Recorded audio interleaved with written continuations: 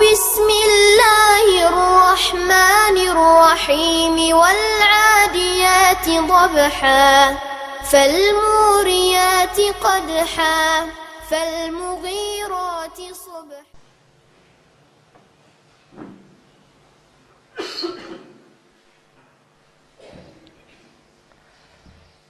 السلام عليكم ورحمة الله وبركاته. الحمد لله نحمده ونستعينه ونستغفره ونعوذ بالله من شرور أنفسنا ومن سيئات أعمالنا من يهده الله فلا مضل له ومن يضلله فلا هادي له وأشهد أن لا إله إلا الله وحده لا شريك له وأشهد أن محمدا عبده ورسوله أما بعد. கண்ணியத்திற்குரிய எல்லாம் வல்ல அல்லாஹுவின் நல்லடியார்களே, அல்லாஹுவின் அளப்பெரும் கிருபையினால் அவனை மட்டுமே வணங்கி வழிபடுவதற்காக இந்த இறை இல்லத்தை நாம் நிர்மாணித்து முடித்திருக்கிறோம். இந்த நேரத்தில் அல்லாஹுவின் மார்க்கத்தில் இறை இல்லங்கள் எந்த அளவிற்கு முக்கியத்துவம் வாய்ந்த இடத்தை பெறுகின்றது, அதனை பயன்படுத்துகிற நாம் அதை பயன்படுத்தி எந்த அளவிற்கு அதிகமான நன்மைகளை பெற்றுக்கொள்ள முடியும் என்ற விஷயங்களை எல்லாம் நாம் சரியான முறையில் புரிந்து கொள்ள கடமைப்பட்டிருக்கிறோம். இஸ்லாமிய மார்க்கத்தில் மிக மிக நன்மை பெற்றுத்தரக்கூடிய காரியங்களில் மிக முக்கியமான ஒரு இடத்தை பெறுகிற ஒரு காரியம் இறைவனுக்காக பள்ளிவாசலை கட்டுகிற இந்த காரியம். நபிகள் நாயகம் ஸல்லல்லாஹு அலைஹி வஸல்லம் அவர்கள் இதை பற்றி சொல்லும் பொழுது, மன்பனா மஸ்ஜிதன் லில்லாஹி பனல்லாஹு லஹு பைத்தன் ஃபில் ஜன்னா, யார் இந்த உலகில் அல்லாஹ்விற்காக ஒரு ஆலயத்தை ஒரு பள்ளிவாசலை நிர்மாணிக்கிறாரோ அவருக்காக அல்லாஹ் நாளை மறுமையிலே சுவர்க்கத்தில் ஒரு ஆலயத்தை நிர்மாணிக்கிறான் என்று நபிகளார் குறிப்பிட்டார்கள். சுவர்க்கத்தில் ஒரு மாளிகை என்று சொன்னால் அது ஒரு சாதாரணமான செய்தி அல்ல. கேட்கிற பொழுது வார்த்தைகள் வேண்டுமானால் சாதாரண வார்த்தைகளாக இருந்தாலும் சுவர்க்கத்திலே ஒரு மாளிகை கிடைக்கிற அளவிற்கு பாக்கியம் பொருந்திய ஒரு காரியம் பள்ளிவாசல் கட்டுமானம் என்று சொன்னால் அந்த சுவர்க்கம் அவ்வளவு எளிதான அம்சம் கிடையாது. நபிகள் நாயகம் ஸல்லல்லாஹு அலைஹி வஸல்லம் அவர்களுக்கு முன்னால் அனுப்பப்பட்ட இறைவனின் தூதர் மூசா அலைஹிஸ்ஸலாத்துடைய காலத்தில் ஃபிரௌனுடைய மனைவியாக இருந்த ஆசியா அம்மையாரை பற்றி குர்ஆன் சொல்லுகிறது. லரபல்லாஹு மஸலன் லில்லதீன ஆமனு இம்ராஅத ஃபிரௌன், ஃபிரௌனுடைய மனைவியை ஒட்டுமொத்த மூமின்களுக்கும் ஒரு முன்னுதாரணமாக அல்லாஹ் காட்டுகிறான். ஆண்கள் பெண்கள் என்ற எல்லா சமூக மக்களுக்கும் மூமின்களுக்கும் அல்லாஹ் முன்னுதாரணமாக காட்டுகிறான். அவர்களை போல ஒட்டுமொத்த மூமின்களும் வாழ வேண்டும் என்று அல்லாஹ் சொல்லுகிறான். அந்த அளவிற்கு முன்மாதிரியாக வாழுகிற அளவிற்கு அவர்கள் என்ன வாழ்ந்தார்கள், அவர்களுடைய வாழ்க்கையை பற்றி என்ன சொல்லப்பட்டிருக்கிறது என்று குர்ஆனிலே தேடி பார்த்தால் ஒரே ஒரு வசனம் மாத்திரம்தான் அவர்களை பற்றி பேசுகிறது. அவங்களுடைய வரலாறு, அவங்களுடைய இபாதத்து, அவர்களுடைய தியாகம், அவர்களுடைய நேர்மை, நாணயம் எதுவுமே சொல்லப்படவே இல்லை. ஒரே ஒரு விஷயம் மாத்திரம் சொல்லப்படுகிறது. ஃபிரௌனுடைய மனைவியாக இருந்து கொண்டு மூசா நபியுடைய மார்க்கத்தை ஏற்றுக்கொள்கிறார்கள். அதற்காக ஃபிரௌன் அவர்களை கொடுமைப்படுத்துகிறான். அவர்களுடைய துன்பங்களுக்கு, ஃபிரௌனுடைய துன்பத்திற்கு ஆசியா அம்மையார் ஆட்படுத்தப்படுகிறார்கள். கடுமையான துன்பங்களுக்கும் சோதனைகளுக்கும் ஆட்படுத்தப்பட்ட நேரத்தில் ஆசியா அம்மையார் அல்லாஹ்விடத்திலே ஒரு துவா செய்கிறார்கள். நஜ்ஜினி மின் ஃபிரௌன வ அமலிஹி வ நஜ்ஜினி மினல் கௌமில் ஸாலிமீன், இறைவா என்னை இந்த அநியாயக்கார கூட்டத்தாரிடமிருந்து எனக்கு பாதுகாப்பு தா, இந்த ஃபிரௌனுடைய கொடுமையிலிருந்து பாதுகாப்பு தா, இந்த கொடுமைகளுக்கு பகரமாக நாளை மறுமையிலே எனக்கு சுவர்க்கத்திலே ஒரு மாளிகையை தா. இவ்வளவு பெரிய சிரமத்திற்கு பிறகு அவர்கள் கேட்டது ஒரே ஒரு கோரிக்கை தான், சுவர்க்கத்தில் எனக்கு ஒரு மாளிகை கொடுத்துரு, அது போதும், அதுக்காக நான் இந்த துன்பங்களை தாங்கிக் கொள்கிறேன்.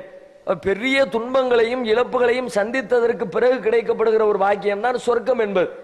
எந்த உலகத்திலே வாழ்கிற எந்த மனிதனும் அவனுடைய சொந்த அமல்கள் வழியாக, வழிபாடுகள் வழியாக சொர்க்கத்தை அடைந்து கொள்ளவே முடியாது. சொர்க்கத்திற்கு செல்லுகிற அளவிற்கு எந்த மனிதனிடத்திலும் நன்மைகளும் கிடையாது. நாம் செய்யக்கூடிய தொழுகை, நோன்பு, ஜக்காத்து, ஹஜ்ஜு இந்த மாதிரியான காரியங்களை கூட நான் சொர்க்கம் செல்வதற்கு தகுதியான காரியங்களை செய்து விட்டேன் என்று சொல்ல முடியாது. ஏனென்றால் சொர்க்கம் அவ்வளவு அளப்பரியது. சொர்க்கத்திலே கிடைக்கிற அற்பத்திலும் அற்பமான இன்பத்திற்கு கூட நாம் செய்திருக்கிற தொழுகை ஈடாக முடியாது. நம்முடைய வாழ்நாள் முழுக்க அல்லாஹ்விற்காக நாம் நன்றி செலுத்தி கொண்டிருந்தாலும், நம்முடைய சொந்த அலுவல்கள் எதையுமே கவனிக்காமல் முழுக்க முழுக்க இறை வணக்கத்திலே நம்முடைய நேரங்களை கழித்து கொண்டிருந்தாலும் கூட சொர்க்கம் கிடைக்கின்ற அளவிற்கு தகுதியான அமலை உலகத்தில் எந்த மனிதரும் செய்யவே முடியாது. நபிகளார் கூட செய்ய முடியாது. நபி ஸல்லல்லாஹு அலைஹி வஸல்லம் சொல்கிறார்கள், உங்களில் எந்த மனிதனும் தன்னுடைய அமலை கொண்டு சொர்க்கம் செல்ல முடியாது. சஹாபாக்கள் கேட்கிறார்கள், அல்லாஹ்வுடைய தூதரே, நீங்கள் உங்களுடைய அமலை கொண்டு நீங்கள் செல்ல முடியுமா?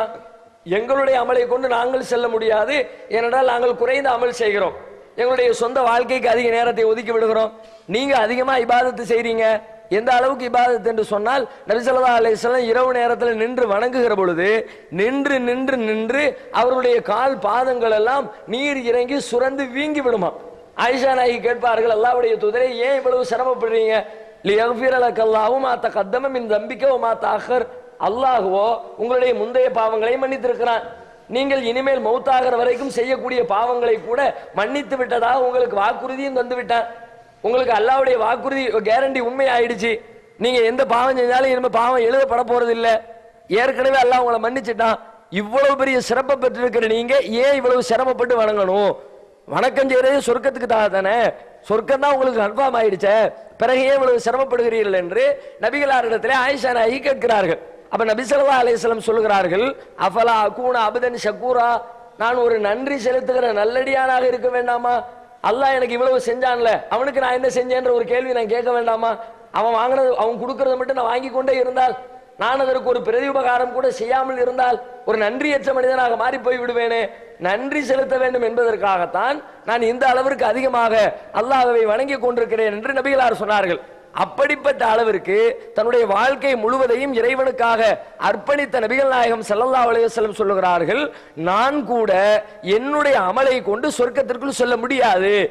இல்லா யதகம்மதனி அல்லாஹு பிரஹ்மா, அல்லாஹ் தன்னுடைய அருளால் என்னை போர்த்தி கொண்டாலே தவிர, இறைவனுடைய அருளும் கிருபையும் தான் சொர்க்கத்திற்கு காரணமே தவிர, நான் தொழுத தொழுகையோ, நான் வைக்கின்ற நோன்புகளோ, நான் செய்கின்ற நல்லறங்களோ நாளை மறுமையில் நான் சொர்க்கத்திற்கு செல்வதற்கு உதவ போவதில்லை. அல்லாஹ்வுடைய கருணை மட்டும்தான் சொர்க்கத்திற்கு அழைத்து செல்லும் என்று சொன்னார்கள். அப்படிப்பட்ட இறைவனின் கருணையை பெற்றுத் தருகிற காரியமாக பள்ளிவாசலின் நிர்மாணத்தை நபிகளார் சொல்லுகிறார்கள்.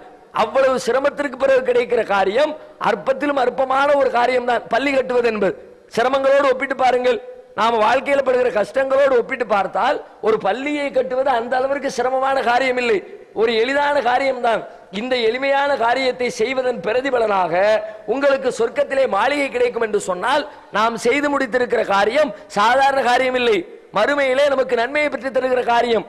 செய்தவர்களுக்கு மாத்திரமில்லை, செய்து முடித்ததற்கு பிறகு யாரெல்லாம் இதை பயன்படுத்துகிறார்களோ அவர்களுக்கு கூட பெரிய பெரிய நன்மைகளை பெற்று தருகிற காரியம்.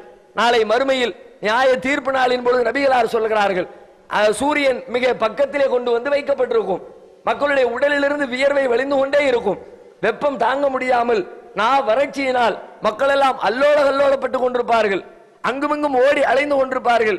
அந்த நேரத்தில் சில மனிதர்களை அல்லாஹ் ரப்பல் ஆலமீன் பொறுக்கி எடுத்து அவர்களுக்கு அந்த வெயிலின் வெப்பத்திலிருந்து பாதுகாப்பை தருகிற விதமாக அவருடைய அரிசிக்கு கீழே அவர்களை தங்க வைத்திருப்பான். சில மனிதர்களுக்கு அப்படிப்பட்ட ஒரு பாக்கியத்தை அல்லாஹ் கொடுக்கிறானாம். அவங்க சிரமம் இல்லாம கஷ்டம் இல்லாம அந்த நியாய தீர்ப்பு நாளை சந்திப்பார்கள். மற்ற எல்லாருமே ரொம்ப சிரமப்படுவாங்க. சிரம வார்த்தையில சொல்ற சிரமமே இல்லை. சொந்த பந்தங்களை பார்த்தால் கூட நலம் விசாரித்துக் கொள்வதற்கு கூட மனம் வராது. யௌம யஃபிருல் மர்உ மின் அஹீஹி வ உம்மிஹி வ அபீஹி வ ஸாஹிபத்திஹி வ பனீஹி லிகுல்லி இம்ரிஇம் மின்ஹும் யௌமைதின் ஷஅனுன் யுக்னீஹி. அந்த நாளிலே ஒவ்வொரு மனிதனும் தன்னுடைய சகோதரனை விட்டு ஓடுவான், தனது தாயை விட்டு விரண்டோடுவான், தன்னுடைய தந்தையை விட்டு விரண்டோடுவான். ஏனென்றால் அந்த அளவிற்கு அந்த நாளின் கொடுமை அவனது உள்ளத்தை ஆக்கிரமித்திருக்கும். அப்படிப்பட்ட நாளில் எந்த துன்பங்களையும் துயரங்களையும் அனுபவிக்காமல் ஒரு மனிதன் அரிசிக்கு கீழே அமர வைக்கப்படுகிறான் என்றால் சாதாரண பாக்கியம் இல்லை. அப்படிப்பட்ட பாக்கியம் பெற்ற மனிதர்களை நபிகளார் பட்டியலிடுகிறார்கள். யாரெல்லாம் அரிசிக்கு கீழே நிழல் பெறுவார்கள், சந்தோஷமாக அமர்ந்திருப்பார்கள், வரிசையாக சொல்லிக்கொண்டே வருகிறார்கள். ஒரு 7 நபர்கள் 8 நபர்களை பட்டியலிடுகிறார்கள். அதிலே ஒருவரை குறிப்பிடுகிறார்கள், ஒரு மனிதன் அவனது உள்ளம் பள்ளிவாசலை நோக்கியே சம்பந்தப்பட்டிருக்குமே, அப்படிப்பட்ட மனிதன் எப்பொழுது பார்த்தாலும் பள்ளிக்கு செல்ல வேண்டும் என்று விரும்புவான். ஏனென்று சொன்னால் பள்ளிக்கு செல்ல வேண்டும் என்று விரும்புவது சாதாரண செய்தி கிடையாது. பொதுவா மனுஷன் எதை விரும்புவான்? அவனுக்கு எது இன்பமாக இருக்கிறதோ அதைத்தான் விரும்புவான். அவனுடைய நாவுக்கு இன்பம் தேவை, அவனுடைய கண்ணுக்கு இன்பம் தேவை, அவனுடைய காதுக்கு இன்பம் தேவை, அவனுடைய புலன் உறுப்புகளுக்கு இன்பம் தேவை. இப்படி ஏதேனும் அவனுக்கு இன்பம் தருகிற அம்சம் இருந்தால் அந்த இடத்தை தேடி செல்வார்கள். சினிமா தியேட்டருக்கு மக்கள் அலையலையாக படையெடுக்கிறார்கள். காரணம் என்ன? அங்கே அவர்களுக்கு செவிக்கு இன்பம் கிடைக்கிறது, அவர்களுடைய பார்வைக்கு இன்பம் கிடைக்கிறது, நல்ல காட்சிகளை அவர்கள் விரும்புகிற மாதிரியான இச்சைகளை கண்டு மகிழ்கிறார்கள், ஆடல் பாடல் கூத்து கும்மாளங்களை கேட்டு மகிழ்கிறார்கள். அப்படிப்பட்ட ஏதேனும் ஒரு அம்சம் பள்ளியிலே இருக்கிறதா? மனிதனுடைய நாக்குக்கு தீனி கிடைக்கிறதா? மனிதனுடைய கண்ணுக்கு தீனி கிடைக்கிறதா? மனிதனுடைய சுவாசத்திற்கு தீனி கிடைக்கிறதா? மனிதனுடைய புலன் உறுப்புகளுக்கு தீனி கிடைக்கிறதா? எந்த இன்பங்களையும் கொண்டிராத ஒரு இடம் என்று சொன்னால் பள்ளிவாசல் தான். இங்கே ஆடல் கிடையாது, பாடல் கிடையாது, கூத்து கும்பாலங்கள் கிடையாது, நல்ல ருசிகரமான உணவு பதார்த்தங்கள் கிடையாது, எந்த ஒரு ஈர்ப்பும் இல்லாத ஒரு இடம் என்று சொல்வதாக இருந்தால் பள்ளிவாசலை தான் சொல்ல வேண்டும். அப்படி ஈர்ப்பற்ற இடத்தை நோக்கி ஒரு மனிதன் ஈர்க்கப்படுகிறான் என்றால் ஈர்க்கவே முடியாது. அறிவை கொண்டு சிந்தித்தால் பள்ளிவாசல்ல வருவதற்கு என்ன தேவை இருக்கிறது? பள்ளிவாசலுக்கு வந்தா ஆளாருக்கு 10,000 ரூபாய் கையில பணம் வாங்கிட்டு போக முடியுமா? ஒண்ணுமே கிடையாது. மதிய சாப்பாட்டுக்கு வீட்டுல சமைக்காம இங்க இருந்து சோறு அள்ளிட்டு போக முடியுமா? முடியாது. எந்த நன்மைகளுமே பள்ளியில் கிடையாது. ஆனாலும் பள்ளியை தேடி ஒருவன் வருகிறான் என்று சொன்னால் அவன் கண்டிப்பாக இறைவனுக்காகத்தான் வருகிறான், சொந்த நன்மைகளுக்காக வருவதற்கான வாய்ப்பு கிடையாது. எனவே அவன் ஈர்ப்பில்லாத இடத்தை நோக்கி ஈர்க்கப்பட்டானே, அதற்காக நாளை மறுமையில் அவனை அரிசிக்கு கீழே குடியமர்த்துகிறேன் என்று அல்லாஹ் ரப்பல் ஆலமீன் அவனுக்கு சிறப்பு பதவியை வழங்குவதாக நபிகளார் சொல்லுகிறார்கள். இப்படி சொல்லிக்கொண்டே போகலாம். பள்ளியை கட்டுவதனாலும் பள்ளியை பயன்படுத்துவதனாலும் நமக்கும் நம்முடைய சமூகத்திற்கும் கிடைக்கிற இம்மை வாழ்க்கையின் நன்மைகள், நாளை மறுமையின் வாழ்க்கையின் நன்மைகள் ஏராளம் ஏராளம் இருப்பதாக இஸ்லாத்தின் செய்திகள் திருமறை குர்ஆன் வழியாகவும் நபிகளாருடைய போதனைகள் வழியாகவும் நாம் தெரிந்து வைத்திருக்கிறோம், நிறைய சொல்லப்பட்டிருக்கிறது. ஆனால் இங்கே நம்ம கவனிக்க வேண்டிய விஷயம் என்னவென்று சொன்னால், பள்ளியை கட்டி விடுகிறோம், நன்மைக்குரிய காரியத்தை செய்து விடுகிறோம். ஆனால் கட்டி முடித்ததற்கு பிறகு அதிலிருந்து சரியான முறையில் நன்மைகளை பெறுகிறோமா, பெறுகிற விதத்திலே அதை பயன்படுத்துகிறோமா, அதுதான் கவனிக்க வேண்டிய முக்கியமான அம்சம். இன்றைக்கு நாம இந்த பள்ளியை கட்ட வேண்டிய தேவை என்ன வந்தது? பலரும் இன்றைக்கு நம்மை விமர்சிக்கிறார்கள். தேவையில்லாம பள்ளி கட்டி இருக்கிறானுவ, ஏற்கனவே நம்ம ஊர்ல 17 பள்ளியாசம் இருக்குது, அந்த பள்ளியாசிலே தொலை வர்றதுக்கு ஆளை காணும், இவங்க புதுசாக பள்ளியாசில கட்டி ஊருக்குள்ள குழப்பத்தை ஏற்படுத்தி தனி பள்ளியின் வழியாக சமூகத்தை பிளவுபடுத்துகிறார்கள் என்று இந்த பள்ளி கட்டப்பட்டதற்கு பிறகு நம் மீது ஒரு விமர்சனம் வைக்கப்படுகிறது. நம்மை பல பேர் விமர்சித்தாலும் பரவாயில்லை, நம்மை குறை சொன்னாலும் பரவாயில்லை, நாம் பள்ளி கட்டியே தீர்வதென்று ஏன் கட்டினோம்? நமக்குன்னு ஒரு பள்ளி இருக்கணும், நம்ம ஒரு ஜமாத்தா இருக்கிறோம், நமக்குன்னு ஒரு நிர்வாகம் வேண்டாமா? அதுக்காக வேண்டியா கட்டினோம்? அது நோக்கமே. பள்ளி கட்டுவது தௌஹீத் சிந்தனையுடைய மக்களின் நோக்கம் கிடையாது. ஏகத்துவவாதிகளுக்கு பள்ளிவாசல் கட்டித்தான் இறைவனை வழிபட்டாக வேண்டிய கட்டாயமும் கிடையாது. பள்ளியே இல்லை என்று சொன்னால் கூட வீட்டில் தொழலாமே, தெரு வீதிகளில் தொழலாமே. பள்ளி கட்டித்தான் ஆக வேண்டும் என்று என்ன நிர்பந்தம் சொல்லப்பட்டிருக்கிறது? கட்டித்தான் ஆக வேண்டும் என்று கட்டாயப்படுத்தப்படாத ஒரு அம்சம் தான். கட்டினால் நிறைய நன்மைகள், ஆனாலும் கட்ட வேண்டும் என்று கட்டாயப்படுத்தப்பட்டிருக்கிறதா? கட்டாயப்படுத்தப்படவில்லை. பிறகு ஏன் கட்டினோம்? மக்களின் விமர்சனங்களை தாங்கிக் கொண்டும் கூட பல பேர் நம்மை குறை சொன்னாலும் பரவாயில்லை, அதையெல்லாம் பொறுத்து கொண்டு கூட பள்ளிவாசலை நாம் கட்டியது பள்ளி கட்ட வேண்டும் என்பதற்காக அல்ல. இந்த பள்ளி நாம் கையிலே வைத்திருக்கிற ஏகத்துவத்தை உலகமெல்லாம் எடுத்து சொல்வதற்கு ஒரு களமாக பயன்பட வேண்டும், நம்முடைய பகுதி முழுவதும் கொண்டு போய் சேர்ப்பதற்கு ஒரு ஸ்தலமாக பயன்பட வேண்டும், ஒரு அலுவலகமாக. நபிகளார் எப்படி மக்காவிலிருந்து மதீனாவிற்கு வந்த உடனே முதலில் பள்ளிவாசல் கட்டினார்கள். ஏன் கட்டினார்கள்? அந்த பள்ளியிலிருந்து தங்களுடைய தாவா பணிகளை வீரியப்படுத்த வேண்டும், தாவாவின் திட்டங்களை அங்கே வகுக்க வேண்டும், ஒட்டுமொத்த மக்களுக்கும் இஸ்லாமிய செய்தியினை எடுத்துச் சொல்கிற ஒரு தலைமை கேந்திரமாக மஸ்ஜிதுன் நபவி பயன்பட வேண்டும் என்ற நோக்கத்திலே நபிகளார் எப்படி பள்ளியை நிர்மாணித்தார்களோ அந்த அடிப்படையில் தான் நாம் பள்ளியை நிர்மாணித்திருக்கிறோம். பள்ளி நிர்வாகம் செய்வது பள்ளி கட்டுமானத்தினுடைய முக்கிய பணி இல்லை.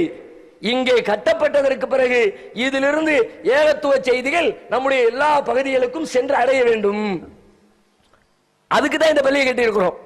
ஆனால் பள்ளி கட்டியவர்கள் சரியான புரிதல் அவர்களுடைய உள்ளத்திலே இல்லை என்று சொன்னால் இந்த நோக்கம் சரியான முறையில் செயல்படவே செய்யாது.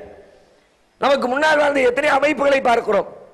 நாம இன்றைக்கு எப்படி ஏகத்துவத்திற்காக தௌஹீதை சொல்வதற்காக சமூகத்திலே பல்வேறு பிரச்சனைகளையும் பல்வேறு சிக்கல்களையும் இடையூறுகளையும் சந்தித்துக் கொண்டிருக்கிறோமோ, அதுபோல நமக்கு 50 ஆண்டுகளுக்கு முன்னால் இந்தியா முழுவதும் பெரிய அமைப்பு தோன்றினார்கள், மக்களிடத்திலே ஏகத்துவத்தை சொன்னார்கள், அடி வாங்கினார்கள், ஊர் விளக்கப்பட்டார்கள். அப்படி கஷ்டப்பட்டு ஏகத்துவத்தை சொன்னவர்கள் அவர்கள் பொருளாதாரத்தை திரட்டி இன்றைக்கு ஏறத்தாழ ஒரு 1000த்திற்கும் மேற்பட்ட பள்ளிவாசல்களை இந்தியாவிலே கட்டி வைத்திருக்கிறார்கள். இன்றைக்கு என்ன செய்கிறார்கள்? பள்ளிவாசல் கட்டுவதற்கு முன்னால் அடி வாங்கினார்கள், வீதி வீதியாக பிரச்சாரம் செய்தார்கள், மக்களால் துன்புறுத்தப்பட்டார்கள், ஊர் விலக்கி வைக்கப்பட்டார்கள். ஆனாலும் தங்களுடைய ஏகத்துவத்தை சொல்லிக் கொண்டே இருந்தார்கள். அதை சொல்வதற்காக வேண்டி பள்ளிவாசலை கட்டி இருக்கிறார்கள்.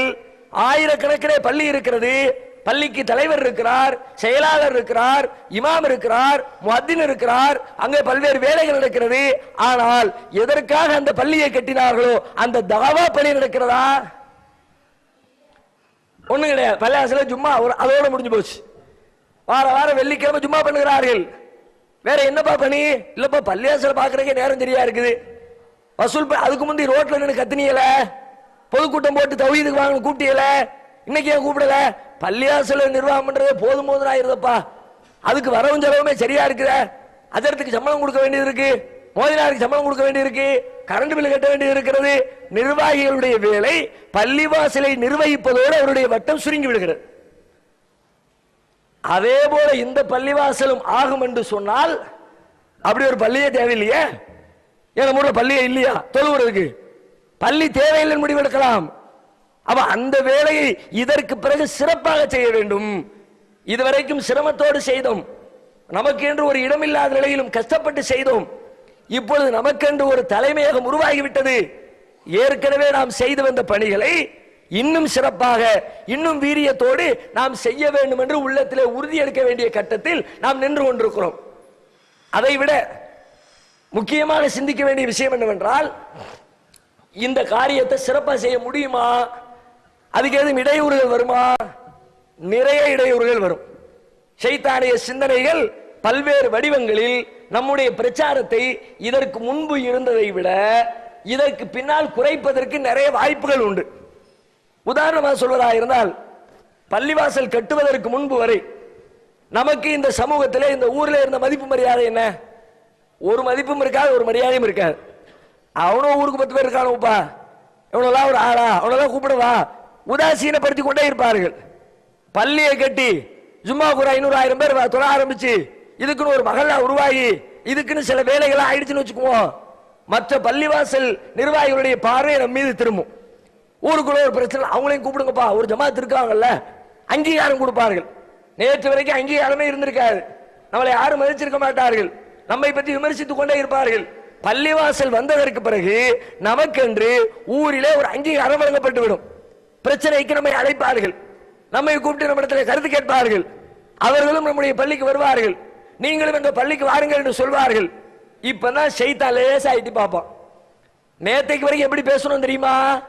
யாரு வந்தாலும் சரி, யாரு போனாலும் சரி, முகத்தாச்சனைக்கு வேலை கிடையாது, நெத்தி போட்டுல அடிச்ச மாதிரி தப்புனா தப்புன்னு அடிச்சு பேசிக்கிட்டு இருந்தவர்கள் இன்றைக்கு பக்கத்து பள்ளிவாசலுடைய நிர்வாகி வந்து உட்கார்ந்த உடனே அஜர்த்தை கூப்பிட்டு லேசா, அஜர்த்து இன்னைக்கு இந்த தொப்பி மேட்ரு பேசிட வேண்டாம், பக்கத்து பள்ளிவாச இமாம்கள்லாம் வந்திருக்கிறாங்க, முத்தவள்ளி எல்லாம் வந்திருக்கிறாங்க, அதனால இந்த சர்ச்சைக்குரிய மேட்டரை விட்டுருவோம். விரலாட்டுறது, தர்காவுக்கு போறது அதெல்லாம் பேச வேண்டாம், பொதுவா தொழுகையை பத்தி பேசுங்க, பொதுவா நோம்பை பத்தி பேசுங்க. அதுதான் எல்லா பள்ளிவாசலையும் பேசுகிறார்கள். தொழுகையை பத்தி பேச வேண்டிய அவசியம் என்ன வந்தது? யார்தான் பேசவில்லை?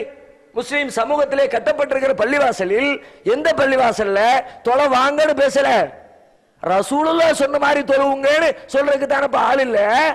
அதை சொல்வதற்காக கட்டப்பட்ட பள்ளிவாசலில் சமரசம் செய்யணும் அல்லது கோவிச்சுக்குவாங்க. நேற்றைக்கு வரைக்கும் நம்ம இடத்துல உடன்பாடு இல்லாமல் இருந்தார்கள், நேற்றைக்கு வரைக்கும் நம்ம எதிர்த்தார்கள், இன்றைக்கு நம்மோடு நெருங்கி வருகிறார்கள், தேவையில்லாம அவங்களை கோபப்படுத்திடக் கூடாது, அதனால அவங்களுக்கு தகுந்த மாதிரி கொஞ்சம் அட்ஜஸ்ட் பண்ணுவோம், முடிஞ்சு போச்சு. இந்த நிலை எங்கே வருகிறதோ அங்கே ஏகத்துவத்திற்கு சமாதி கட்டப்படுகிறது அர்த்தம். ஏகத்துவத்திற்கு இருக்கிற மெயின் ஸ்பெஷாலிட்டிய சமரசம் கிடையாது. நபியே ரசூலுல்லாஹ் பார்த்து அல்லாஹ் சொல்கிறான், காபிர்கள் ஆசைப்படுகிறார்கள். என்ன ஆசைப்படுகிறார்கள் தெரியுமா? லவ் துதுஹினு ஃபயுதுஹினூன், நீங்கள் கொஞ்சம் வளைந்து கொடுத்தால் அவர்களும் கொஞ்சம் வளைந்து கொடுக்க தயாராக இருக்கிறார்கள். நீ உன்னை விட்டு கொடு, நான் உன்னை விட்டு கொடுக்கிறேன் என்று ரெடியாக இருக்கிறார்கள். ஃபலா துத்இல் முகذிபீன், அந்த பொய்யர்களுக்கு நீங்கள் கட்டுப்பட்டு விடாதீர்கள். வளைஞ்சு கொடுக்க வேண்டிய தேவை கிடையாது. தெளிவாக சொல்லுங்கள், வந்தாலும் சரி வராவிட்டாலும் சரி இதுதான் உண்மை, ஏத்துக்கிட்டாலும் சரி ஏற்றுக்கொள்ளாவிட்டாலும் சரி இதுதான் உண்மை. இப்படி பேச வேண்டுமே தவிர மற்றவர்கள் வந்திருக்கிறார்களே, அவர்கள் புண்படுவார்களே, மனம் வருத்தப்படுவார்களே என்பதற்காக வேண்டி விட்டு கொடுத்து பேசாதீர்கள், வளைந்து கொடுத்து பேசாதீர்கள். அப்படி பேசினால் நீங்கள் ஒன்றுமில்லாமல் காணாமல் போய்விடுவீர்கள் என்று அல்லாஹ் ரப்பல் ஆலமீன் நமக்கு எச்சரிக்கை செய்கிறான். அப்படியானால் இந்த பார்வையில் தெளிவாக இருக்க வேண்டும். நேற்றைக்கு வரைக்கும் எதிர்த்திரண்டு அழிக்க முடியாதவர்கள் அணைக்க ஆரம்பித்து அழித்து விடுவார்கள். தமிழ் நீங்க சமூகத்தில் கூட நிறைய உதாரணங்களை பார்க்கலாம். சின்ன பிள்ளைங்க சில இடங்களில் ஓடி போய் கல்யாணம் முடிச்சுக்குவாங்க, குடும்பத்தாருடைய ஒப்புதல் இல்லாம. வேற சாதியோ வேற மதமோ வேற கொள்கையோ மாறி போய் ஒருத்தர் கல்யாணம் முடிச்சுட்டு குடும்பம் நடத்திக்கிட்டு இருப்பாங்க. கல்யாண நேரத்தில் ரெண்டு வீட்டாரும் கை கழுவிடுவாங்க. மாப்பிள்ளை வீட்டாரு நீ எனக்கு புள்ள இல்லைன்றவாங்க, பெண் வீட்டாரு நீ எனக்கு புள்ள இல்லைன்றவாங்க. கை கழுவி தொளிச்சு அனுப்பிடுவாங்க, தண்ணியை தொளிச்சு. கடைசியில் வருஷம் ஒரு வருஷம் 2 வருஷம் தனிமையா போய் ரெண்டு பேரும் தனியா உட்காந்து குடும்பம் நடத்தி கஷ்டப்பட்டு, ஏன்னா குடும்பத்தாரோடு இருக்கிற அனுகூலம் தனியா இருக்கும்போது கிடைக்காது இல்ல, எல்லா சிரமங்களையும் சந்திச்சு வருஷம் 2 வருஷம் ஓடிடும். 2 வருஷத்துக்கு பிறகு புள்ள பிறந்துடும். அது வரைக்கும் இவங்களோடு எந்த ஒட்டுறவும் வச்சிருக்க மாட்டார்கள். குழந்தை பிறந்த செய்தி கேள்விப்பட்ட உடனே தாத்தா பாட்டிக்கு பாசம் பொத்துக்கிட்டு வந்துடும். சரி என்னத்தான் தப்பு செஞ்சாலும் வருஷம் 2 வருஷம் ஓடிடுச்சு, நம்ம பிள்ளைதானே, தனியா உட்காந்து பிள்ளைய வளர்க்கறது கஷ்டப்படுவானே, அவனே சின்ன பையன், அவன் பிள்ளை எப்படி அவன் வளர்ப்பான், நம்ம போய் ஹெல்ப் பண்ணுவோம்னே சொல்லி தாத்தாவுக்கும் பாட்டிக்கும் தகப்பனை பெற்றவங்களுக்கும் தாயை பெற்றவங்களுக்கும் ஆசை வரும். பேரனை பார்ப்போம், நம்ம வாரிசை பார்ப்போம். 2 பேர் வந்துருவாங்க. அப்பனை பெற்றவர் வந்துருவாரு, அம்மா பெற்றவங்களும் வந்துருவாங்க. வந்து நின்று அரவழைச்சு அழுது கூப்பாடு போட்டு சந்தோஷமாயி ஐக்கியமாயி, இத்தனை நாளும் வராது எங்க அம்மா வந்துட்டாங்க, இத்தனை நாள் வராது என் தந்தை வந்துட்டாரு அப்படின்னு 2 பக்கமும் பாசம் பொங்கி வழியும். அப்ப அம்மா பெற்றவங்களும் அத்தா பெற்றவங்களும் சொல்லுவாங்க, சரி போனது போகட்டும்பா, நடந்தது கெட்ட கனவா நினைச்சு மறந்துடுவோம், நமக்கு ஒரு பிள்ளை வாரிசு வந்துருச்சு, இது வரைக்கும் எப்படி இருந்தியோ விடுங்க, இனிமையாவது நம்ம பேரனை பேத்திய நம்ம பிள்ளைய நம்ம சாதிசன வழக்கப்படி முறையா வளர்த்துருவோம். பிள்ளைக்கு என்ன பேர் வைக்க போற, நம்ம சாதி பேரை வச்சிரு, நம்ம இனத்து பேரை வச்சிரு, நம்ம மதத்து பேரை வச்சிரு, நம்ம மதப்படி சடங்குகளை வச்சிரு இவர் சொல்லுவார். அதே மாதிரி பெண்ணை பத்தவங்க வீட்டில் அவங்க போனது போட்டுமா, இனிமையாவது நம்ம வழக்கப்படி செஞ்சுக்குவோம், அவர் நம்ம கூட்டத்தை கூட்டிட்டு வந்துரு, அது மாதிரி அவங்களுக்கு இப்ப சண்டை ஆரம்பிச்சிடும். எங்க அம்மா சொல்லாங்க, எங்க அம்மா சொன்ன மாதிரி கேட்போமே, இவர் எங்க அப்பா சொல்ற எங்க அப்பா சொல்ற மாதிரி கேட்போமே, 2 பேருக்கு சண்டை முட்டிடுமா. நேத்தைக்கு வரைக்கும் சண்டை போட்டு அவங்க 2 பேரும் அடிக்க வந்தார்கள், இவர்கள் 2 பேரும் ஒற்றுமையாக இருந்தார்கள். இன்றைக்கு 2 பேரும் அணைக்க வந்தார்கள். நீ ஒத்து வர மாட்டேங்கிற, நீ உன் ரூட்டை பார்த்துட்டு போ, நான் என் ரூட்டை பார்த்துட்டு போ, 2 பேரும் பிரிந்து விடுவார்கள். இதே நிலை இங்கே ஏற்படும். எப்போ நேத்தைக்கு வரைக்கும் அடித்தார்கள், ஏகத்துவத்தை உறுதியாக நின்றோம், ஊர் விலைக்கு வைத்தார்கள், உறுதியாக நின்றோம், தொல்லைகள் கொடுத்தார்கள், உறுதியாக நின்றோம். தொல்லை காலமெல்லாம் முடிந்து நம்ம எல்லாரும் ஜமாத்து, நீங்களும் ஜமாத்து, நாமளும் ஜமாத்து, நமக்கிடையில எதுக்கு வம்பு, நமக்கிடையில கருத்து வேறுபாடு, எல்லாம் ஒருத்தருக்கு ஒருத்தர் அனுசரணையா போவோமே என்று சொல்லுவார்கள். நாம் அதற்கு ஒத்துக்கொண்டால் முடிஞ்சு போச்சு. நம்முடைய பிரச்சாரத்துடைய வீகம் குறையும், வேகம் குறையும். அப்படியே கொள்கைகள் எல்லாம் நீர்த்து போய் இன்றைக்கு ஆயிரக்கணக்கான பள்ளிவாசல்களை வைத்துக் கொண்டு பள்ளியை மட்டும் நிர்வகித்துக் கொண்டிருக்கிறார்களே, நாங்களும் ஏகத்துவாதிகள் என்ற பெயரை வைத்துக் கொண்டு அவர்களை போல இன்றைக்கு இருக்கிற இந்த தௌஹீத் ஜமாத் மாறி போய்விடும். அந்த சூழலுக்கு இடம் கொடுத்து விடவே கூடாது. இதை நான் கட்டியது இந்த பள்ளியாசலை கட்டி நிர்வாகம் பண்றதுக்கு கட்டல, இதிலிருந்து ஏகத்துவம் பரவ வேண்டும், இந்த கொள்கைகள் இன்னும் வீரியம் எடுக்க வேண்டும், அதற்காகத்தான் இந்த பள்ளிவாசலை கட்டி இருக்கிறோம் என்ற உறுதியான நிலைப்பாடு கட்டியவர்களின் உள்ளத்திலேயும் இதனை பயன்படுத்துகிறவர்களுடைய உள்ளத்திலேயும் ஆழமாக பதிந்திருக்க வேண்டும். அடுத்த அம்சம் என்னவென்று சொன்னால், இந்த மாதிரி உறுதியாக இருந்து கடைசி வரைக்கும் நிலை குலையாமல் இதே வகையில் நம்முடைய பயணம் செல்ல வேண்டும் என்று சொன்னால் அதற்கும் சில சரியான புரிதல்கள் நமக்கு வேண்டும். இப்ப நாம பள்ளியை கட்டிவிட்டோம். பள்ளியை ஏன் கட்டினோம்?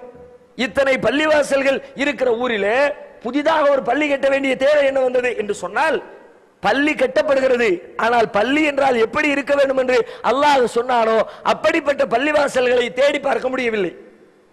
பள்ளியை பற்றி அல்லாஹ் அழகா சொன்னா, வஅன்னல் மஸாஜித லில்லாஹ் ஃபலா ததுஉ மஅல்லாஹி அஹதா, பள்ளிவாசல்கள் அனைத்தும் அல்லாஹ்விற்கே சொந்தமானது, அங்கே அல்லாஹ்வோடு வேறு யாரையும் அழைக்காதீர்கள்.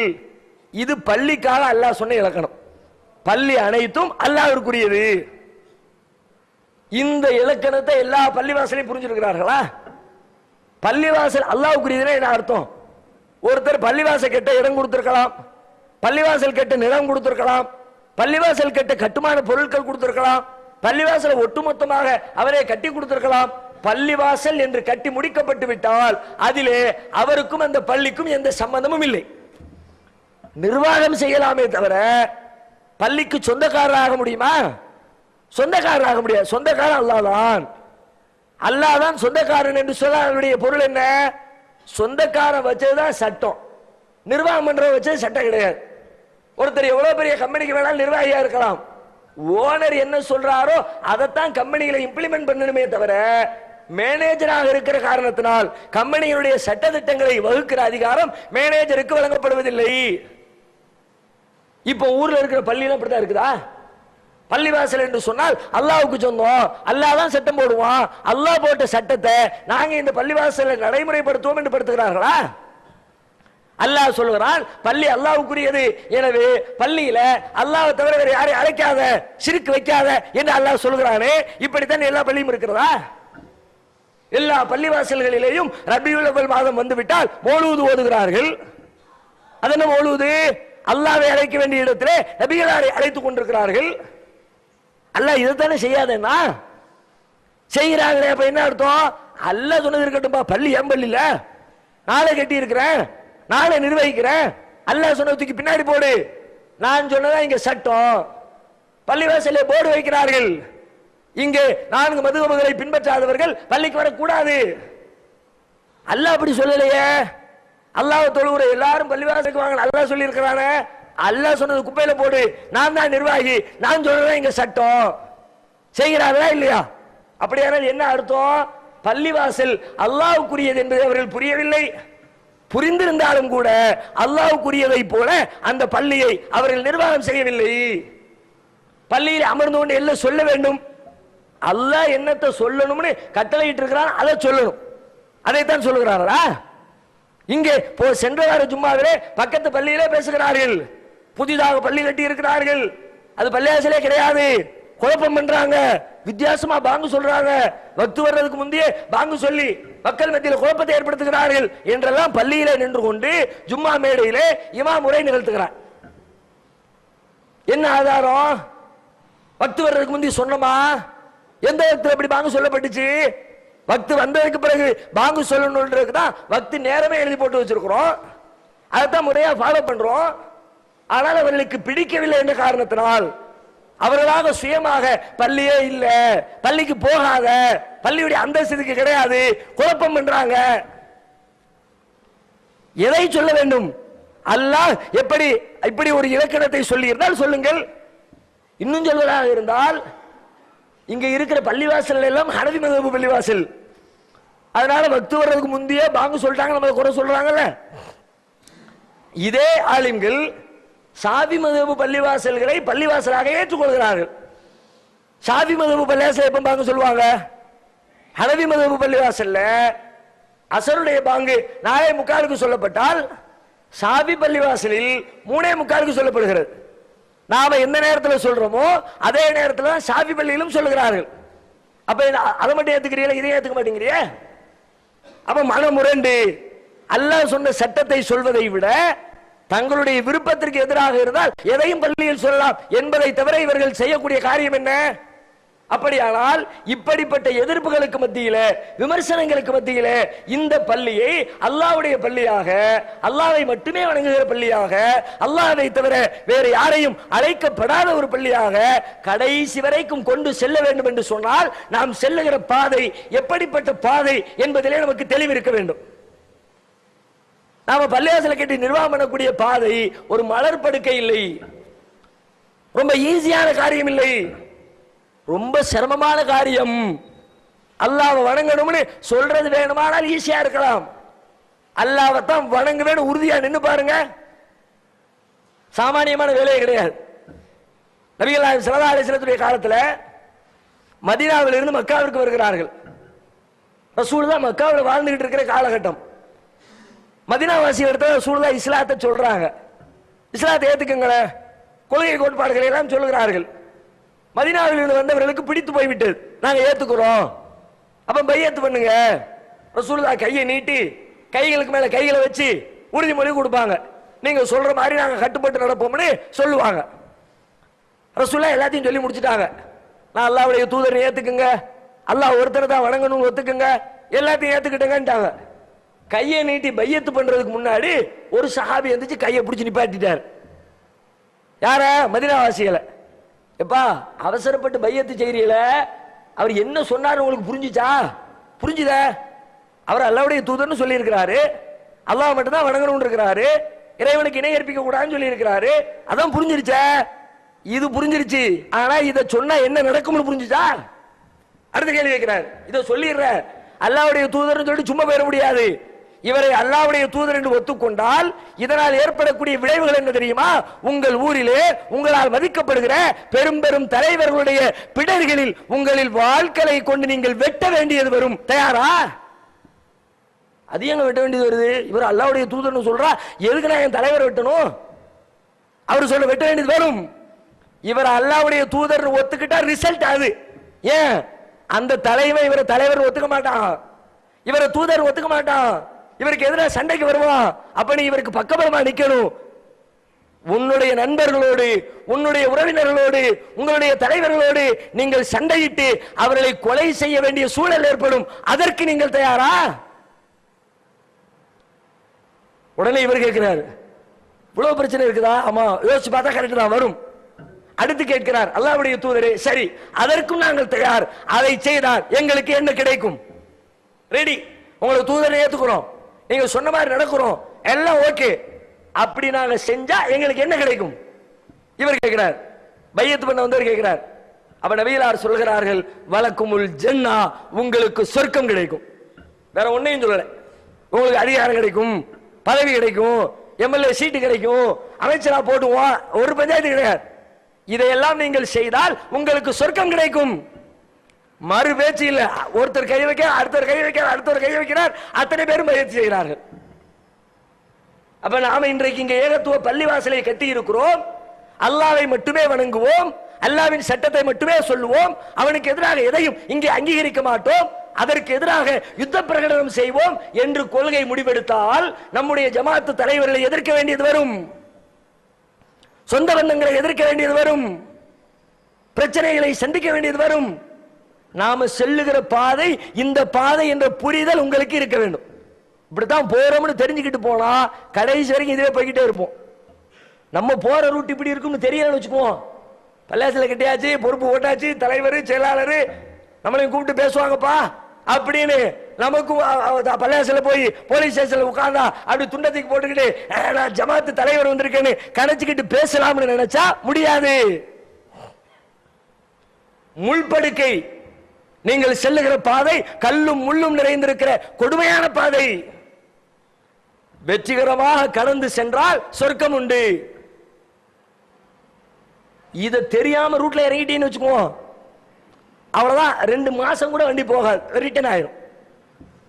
இங்க இருந்து ஒரு பயணத்தை மேற்கொள்கிறோம், ஏதோ ஒரு ஊருக்கு போறோம்னு வச்சுக்குவோம், போற பாதை எப்படிப்பட்ட பாதை நமக்கு தெரியுது. 250 kilometre travelling, kilometre distance.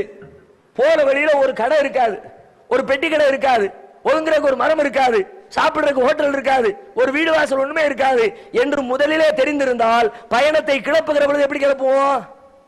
250 kilometre, summer வெயில் வேற தாங்க முடியல, தண்ணி தாங்க ஜாஸ்தியா இருக்கும், போய் சேர்றதுக்கு இப்படி ஒரு 5-6 மணி நேரம் ஆயிரும், சாப்பிட வேண்டிய நேரம் வரும், பசி இருக்கும், அதனால சாப்பாட்டுக்கு தேவையான சாப்பாடு எடுத்து வை, தேவைப்படுற தண்ணி எடுத்து வை, தேவைப்படுற பொருட்களை எடுத்து வை, எல்லாத்தையும் வண்டியில ஏறி போய்கிட்டே சாப்பிட்டுக்கிட்டே தண்ணி குடிச்சுக்கிட்டே ஜாலியா டிராவல் பண்ணி போக வேண்டிய இடத்த போய் சேர்ந்துடலாம். 250 கிலோமீட்டர் ரூட் எப்படி இருக்குன்னு தெரியாம அவ்வளவு தூரம் போறோம்ல, ஊருக்குள்ள கடை இல்லாமலா இருக்கும் அப்படின்னு வண்டியை கிளப்பிட்டாரு. வண்டி 50 கிலோமீட்டர் வருது, ஒரு கடையும் காணோம். இன்னொரு 5 கிலோமீட்டர் போய் ஏதாவது வருதான்னு பார்ப்போம், காணோம். இன்னொரு 10 போ, காணோம். 70 கிலோமீட்டர் தான், இது தாங்காதுப்பா, ஆளு செத்து போயிடும், வண்டி ரூட்டை திருப்பின்றார். சென்றடையக்கூடிய இலக்கை சென்று சேர மாட்டார். எப்பொழுது தான் செல்லுகிற பாதை எப்படிப்பட்ட பாதை என்ற புரிதல் இல்லாமல் பயணத்தை புறப்படுகிறவர். நாம எடுத்திருக்கிற இந்த பயணம் பள்ளியை கட்டிவிட்டால் பள்ளி கட்டுமான பள்ளி இல்லை. எதற்கு இந்த பள்ளி? தாவாவை முன்னெடுக்கிற பள்ளி, ஏகத்துவத்தை சொல்லுகிற பள்ளி, சத்தியத்தை நிலைநாட்டுகிற பள்ளி, அசத்தியத்திற்கு எதிராக யுத்த பிரகடனம் செய்கிற பள்ளி. இந்த தெளிவு இருக்கணும். அப்ப இந்த வேலையை செஞ்சா அங்க இருந்து ஒரு அம்பு, இங்க இருந்து ஒரு வாளு, அங்க இருந்து ஒரு ஈட்டி, இங்க இருந்து ஒரு கத்தி, இங்க இருந்து மண்ணு, அங்க இருந்து தண்ணி எல்லாம் வரும். தெரிஞ்சுக்கிட்டு போனா எல்லாத்துக்கும் சேஃப்டி பண்ணிடுவோம்ல. அம்பு விடுவோம் தெரியும்ல, அப்படி பிடிச்சி தூக்கி போட்டே இருக்கோம். தெரியாம போயிட்டா ஐயோ அம்பு குத்திருச்ச. தெரிந்து செல்வதற்கும் தெரியாமல் செல்வதற்கும் இடையில இருக்கிற வித்தியாசம் இதுதான். வாகனத்தில் ஒருத்தர் வேகமா போய்கிட்டு இருக்கிறார், 150 கிலோமீட்டர் ஸ்பீட்ல வண்டி பறக்குது ஹைவேல. திடீர்னு ஒருத்தர் சைக்கிளை கிராஸ் பண்ணிட்டான். டிரைவர் பக்கத்தில் உட்கார்ந்து இருக்கிறவங்களுக்கு தெரியும் டிரைவர் என்ன செய்வான். காதை பொத்திடும் நம்ம. அவனை இவனை வண்டி கிடைக்க எவன்டா நிக்கி, அவன் தப்பிச்சு அந்த பக்கம் போயிருப்பான். இவன் அறுத்து கிழிப்பான டிரைவரு கோவத்துல வேகத்துல அட பாவி இவ்வளவு ஸ்பீட்ல வர்றேன், இன்னும் ஒரு இன்ச்சு தப்பி இருந்தா ஆளு காலியா இருப்பிய. கடைசி நாளை கோர்ட்டு கேஸ் நாளைக்கு எவ்வளவு கோவம் வரும். சில பேர் இறங்கி போய் அடிச்சு சாப்பிடுச்சிடும் வந்த கோவத்துல. வருவியா அப்படின்னு. இதே மனுஷன்ட்ட அதே ஸ்பீட்ல போய்கிட்டே இருக்கான். முதல்ல சொல்லியாச்சு 150 கிலோமீட்டர்ல போய்கிட்டே இரு. கரெக்டா இந்த ஸ்பீட் பிரேக்கை தாண்டின உடனே லெப்ட்ல இருந்து ஒரு சைக்கிள் ஒன்று கிராஸ் ஆகும் அப்படின்னு சொல்லி வருத்த வண்டியை கிளப்புறான். அங்க இருந்து வேகமா 150 ஸ்பீட்ல தான் வந்தாரு. ஸ்பீட் பிரேக்கை ஏறி இறங்கினாரு. அவன் கிராஸ் பண்ணலாம். இவனுக்கு கோவம் வருமா? அழகா ஸ்லோ பண்ணுவாரு, அவன் கிராஸ் பண்ணுவான், வண்டி மூவ் பண்ணி போய்கிட்டே இருப்பார். ஒரு கோவம் வராது. நேத்தைக்கு நடந்தது இந்த வேலை தான், இன்னைக்கு நடந்தது அந்த வேலை தான். நேத்தைக்கு கோவப்பட்டார், இன்னைக்கு சந்தோஷப்பட்டார். என்ன காரணம்? என்ன வித்தியாசம்? நேத்தைக்கு திடீர்னு நடந்துச்சு, இன்னைக்கு தெரிஞ்சு நடந்துச்சு. தெரிஞ்சா கவலைய கஷ்டமே இருக்காதுங்க, அசால்ட்டா எதிர்கொள்வோம். நபிகள் நாயகமும் நபி தோழர்களும் அவர்களுக்கு எழுந்த பிரச்சனைகளை அசால்ட்டாக எதிர்கொண்டதற்கு பின்னணி என்ன? நாம் செல்லுகிற பாதை இது என்ற தெளிவு இருந்தது. பிலாலை அவருடைய கழுத்திலே கயிறை மாட்டிக்கொண்டு சிறுவர்கள் தெரு தெருவாக இழுத்துச் செல்கிறார்கள். அவருடைய எஜமானன் பிலால் ஒரு அடிமை, உமையா பின் கலஃப் என்ற எஜமானன் பிலாலை பார்த்து சொல்றான், அடே எப்ப பார்த்தாலும் அல்லாஹ் ரசூல் அகது அகது, இறைவன் ஒருத்தன் இறைவன் ஒருத்தன் இறைவன் ஒருத்தன் சொல்லிக்கிட்டே இருக்கிறிய, எவ்வளவு அடி வாங்குற. நான் உனக்கு சின்ன வாய்ப்பு தர்றேன். என்ன வாய்ப்பு தெரியுமா?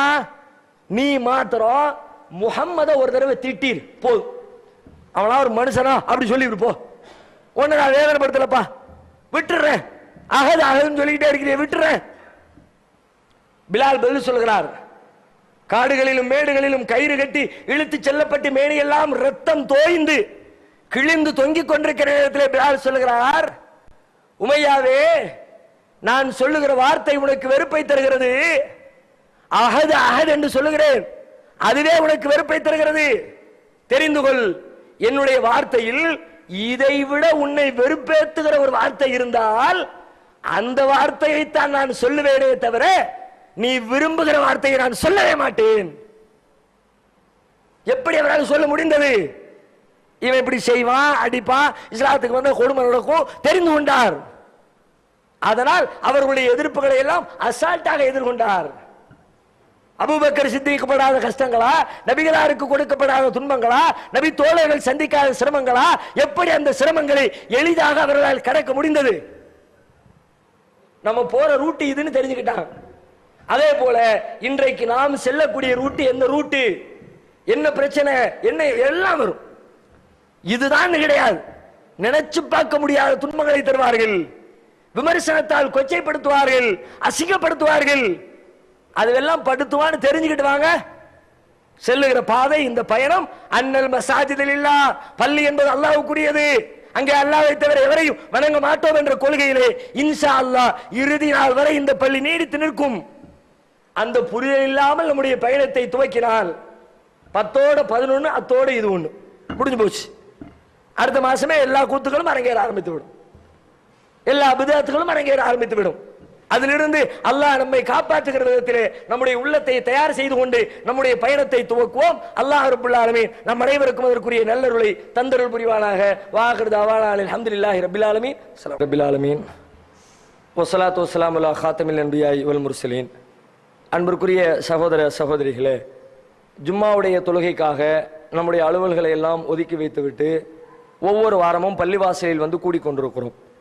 ஜும்மாவுடைய தொழுகை மிக முக்கியத்துவம் வாய்ந்த ஒரு தொழுகை என்பதில் யாருக்கும் மாற்று கருத்து கிடையாது.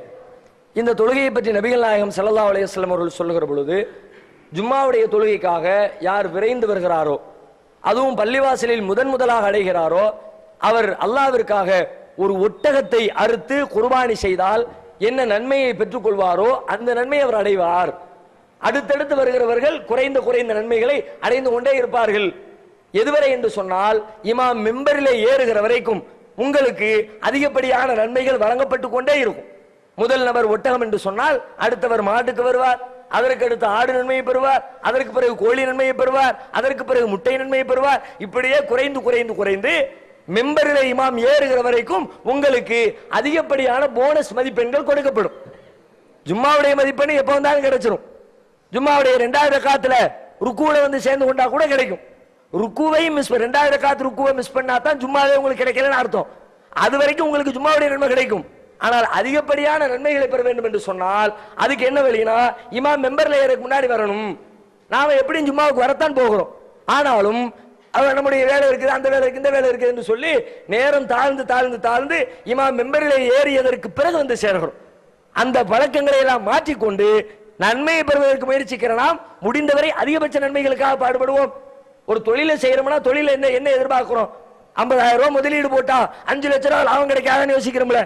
அதிகபட்ச லாபத்தை சொந்த வாழ்க்கையை எதிர்பார்க்கிற நாம் அல்லாஹ்விற்காக செய்யக்கூடிய வழிபாடுகளிலேயும் அதுபோல நன்மைகளை எதிர்பார்க்க வேண்டும்.